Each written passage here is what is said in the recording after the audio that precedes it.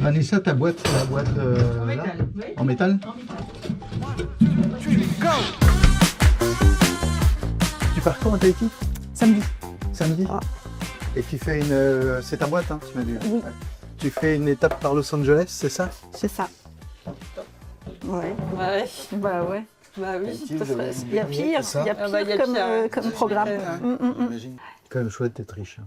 Ouah, Et c'est vrai, j'entends sans ce doute. matin à la radio, Elon Musk, 1000 milliards de dollars, je crois, sa rémunération prévue par les actionnaires. Ah oui. Hallucinant. Je ne sais pas si c'est un truc qui fait rêver les C'est- chefs d'entreprise de PME. Tu sais, quand tu crées ta boîte, est-ce que c'est un moteur, ça, quand tu crées ta boîte? Alors peut-être que ça peut être un moteur, mais je ne crois pas que ce soit le moteur principal. C'est quoi ton moteur, en fait, au tout début? Parfois, tu as des personnes qui ont été salariées une bonne partie effectivement de leur carrière et puis qui, à un moment donné, souhaitent entreprendre. Il y en a d'autres qui démarrent par ça. Travailler pour soi, peut-être aussi, c'est travailler pour soi et puis, voilà, puis d'avoir un sentiment de réussite peut-être plus personnel, quoi. Enfin, Ouais.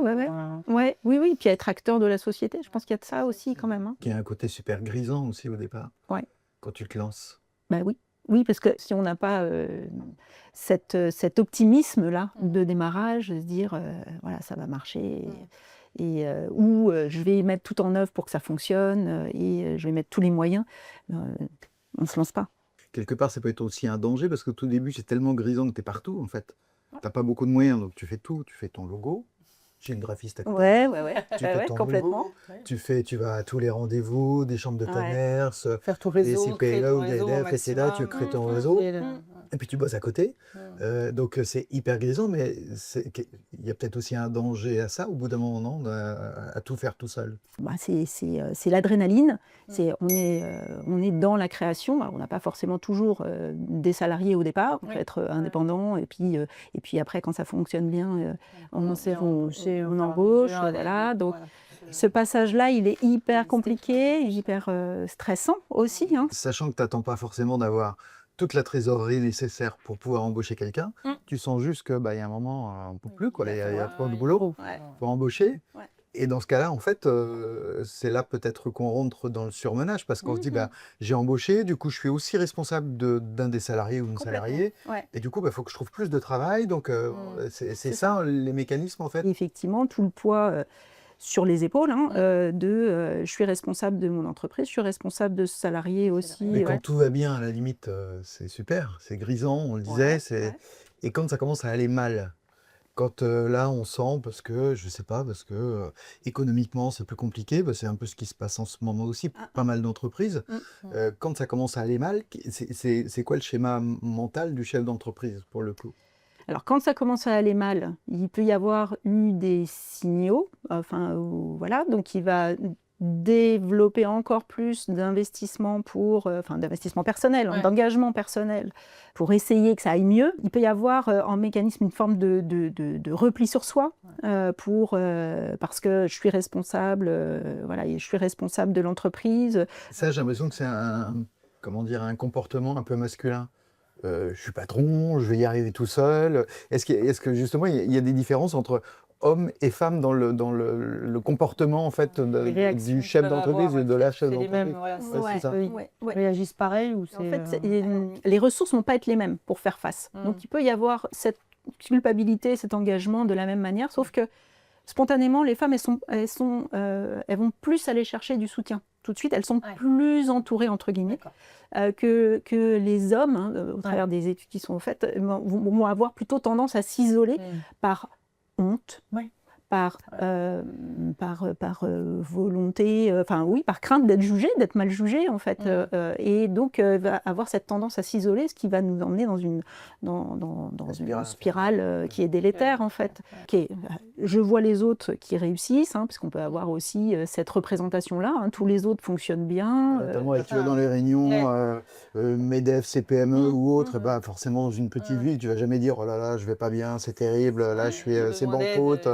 Donc, tout va bien. Oui, et puis des fois que ça se saurait aussi vis-à-vis des salariés, parce qu'il y a aussi la nécessité d'être rassurant, entre guillemets, vis-à-vis de ses propres équipes, pour pas que les équipes, éventuellement, prennent peur et s'en aille, quoi. Ouais. Donc, mais de toute façon, l'échec ou la difficulté est mal vécu, mal perçu, parce que perçu comme une faille personnelle, alors que ça fait partie, encore une fois, de l'expérience. Et ce qui est important, c'est comment on traverse ça. Et puis, C'est ça. on parle beaucoup des réussites. On parlait Ah tout oui, à l'heure d'Elon c'est ça. Musk. Ouais. Tu dis, je sais pas, Voilà. Bezos, etc. Tu dis, après, alors, voilà, on peut les critiquer de ça par certains côtés, mais de l'autre côté, ce sont quand même de belles réussites. Mais l'échec, en fait, on n'en parle jamais. Et combien de fois ils ont essayé C'est ça. avant Ils ont tenté des choses, des et ça n'a entreprises pas avant. fonctionné. Ouais. Et puis, voilà. Et quand ça commence à aller mal, comment tu peux savoir que psychologiquement, là, il y a un problème? Le dirigeant, c'est un être humain comme tout le monde, hein, donc il a normalement les mêmes signaux psychologiques que tout un chacun. Mais ça peut être effectivement une irritabilité. Voilà. Dans les signaux comportementaux, peut-être, et psychologiques, une difficulté à se concentrer aussi, difficulté d'attention, concentration. Ça peut être, voilà, et bien souvent, il y a d'autres signaux, il y a des manifestations physiologiques aussi. Le corps parle. Eczéma, manifestations visibles, manifestations non visibles, des maux de tête, voilà, des tensions, voilà, des insomnies, voilà, des réveils nocturnes et puis impossible Et à cogiter toute la nuit, Exactement. des heures, Ouais, voilà. ouais. Mais dans le même temps, il peut y avoir une forme de déni, en fait, de la part du dirigeant lui-même et de ne pas identifier ces signaux comme étant déjà un système d'alarme qui dit oh, attention, il y a un truc qui va pas là, il faut peut-être que je rectifie un certain nombre de choses. Ce qui peut se dire, bon, après tout, j'en sais rien, j'ai 55 balais, Voilà, je suis fatiguée, c'est normal, c'est la fête ce week-end, vous avez mal dormi cette nuit, je sais pas pourquoi, mais bon, c'est comme ça. Et il y a des sites internet, il y a des, comment dire, des solutions pour savoir si, pour trouver ces signaux. Voilà, des tests qui permettent voilà, de... Oui, vous avez l'Observatoire à Maroc qui À Maroc. Bien, Ce sera après. Ouais, on peut aller au Maroc de temps en temps pour prendre des vacances, et justement pour faire le break. Mais à Maroc, l'Observatoire à Maroc. A-M-A-R-O-K. Voilà. Aussi un site internet? Oui, c'est un site internet qui met à disposition des tests pour s'auto-évaluer, en fait, hein, et avec des ressources aussi intéressantes sur les facteurs qui donnent à voir effectivement les facteurs qui ressourcent, les facteurs de satisfaction. Je peux prendre le pain au raisin? Bien sûr. Oui. Tant Pardon, pis. je t'ai coupé. Tant pis. On est loin de l'été, c'est pas grave. Les facteurs stimulants, en fait, et de satisfaction de l'entrepreneur et les facteurs stresseurs. D'accord. Et donc, c'est important. Enfin, là, ça va être des ressources qui vont être intéressantes pour identifier et puis pour savoir que voilà, ces facteurs-là, ils stressent ou ils satisfont tout un chacun. Ce qui est important, c'est de ne pas rester dans cet état de stress-là chronique qui va être extrêmement délétère et pour soi et pour l'entreprise, en fait, hein, puisque ce qu'on disait, hein, ça a des impacts sur la performance, sur... voilà. Pas partout, de la performance, les salariés, Exactement, la famille. C'est une contamination globale. Ouais. Donc, c'est important que chaque dirigeant prenne le temps de prendre soin de lui et prenne soin de sa santé. Et ce qui, effectivement, dans ce qu'on peut entendre, hein, dans les questionnaires qui sont adressés aux dirigeants, la grosse majorité ne va jamais voir un médecin. Enfin, la grosse majorité. La grosse majorité va rarement voir un médecin. Il y aura un psy. Et puis il y en a. Ah oui, voilà. Alors après, chacun peut avoir des ressources qui lui sont propres. Mais en tout cas, le médecin, a priori, ou le corps médical, il est important pour tout ce qui va concerner la physiologie et l'accompagnement en cas de difficulté. Toi, t'es psy, je me blâme pas. Ouais, non. C'est ça. Est-ce qu'il y a des psychologues spécialisés? Il y a plusieurs plateformes. Il y a le réseau Rebond qui permet d'avoir un suivi psychologique pris en charge aussi. pour 5 séances. Je vais jusqu'au bout de ma phrase. Et puis, sur l'Observatoire à Maroc aussi, il y a la possibilité, mais il y a différents critères. Il y a plein, enfin, j'allais dire, il y a un certain nombre de ressources. J'allais dire, il y a plein de ressources. Il y en a quelques-unes et quelques-unes qui sont, qui, à mon sens, sont tout à fait pertinentes et intéressantes pour accompagner le dirigeant. Il peut y avoir aussi voilà, il y a une forme de confidentialité, hein, puisque le frein principal, c'est qu'est-ce que les autres vont dire de moi, et si je me retrouve dans un collectif avec d'autres dirigeants en difficulté, je peux être en groupe de parole, je veux dire, bon, ok, c'est sympa, mais je n'ai pas forcément envie d'étaler toutes mes difficultés pro-perso sur une région où on va se recroiser. Il y a besoin d'être en confiance pour pouvoir aller jusque-là. Donc voilà, ces plateformes-là peuvent être intéressantes. Et ça, ce sont des plateformes qui sont nationales? Oui, il y a même des antennes locales, comme effectivement le réseau APESA. Oui, on en parlait. Voilà. C'est APESA ou APESA? APESA? APESA, A-P-E-S-A.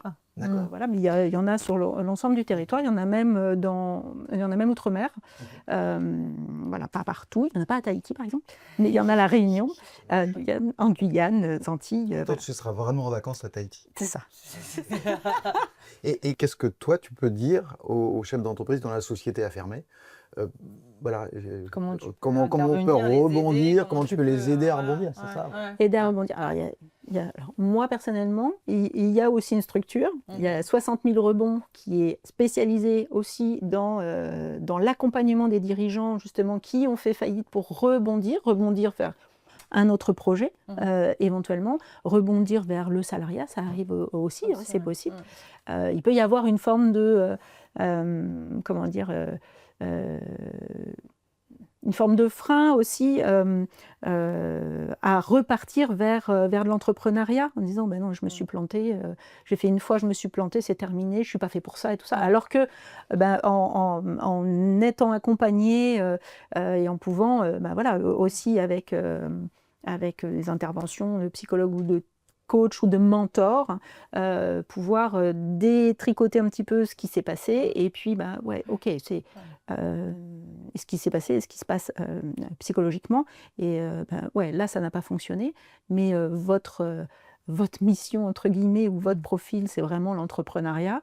C'est ça qui vous motive, c'est ça, rappelez-vous au démarrage, parce qu'effectivement la mémoire est ainsi faite qu'on peut avoir tendance à se rappeler dans un premier temps de tout ce qui n'a pas bien fonctionné, tout ce qui a été difficile. La médaille, il y a toujours deux faces, hein. Donc ouais, il y a eu une épreuve, il y a eu une difficulté à un moment donné, mais regardez tout ce que vous avez mis en œuvre, regardez comment vous avez traversé. Et voilà. Après, il y a peut-être des facteurs extérieurs. Tu me dis, l'IA remplace mon métier, ok, donc je n'ai peut-être pas anticipé, peut-être, ok, mais voilà, on a fait au mieux au moment où ça s'est présenté. Sauf grosse erreur de gestion, par exemple, je sais pas, j'ai un chiffre d'affaires de 100 000 € et je me prends 10 000 € par mois.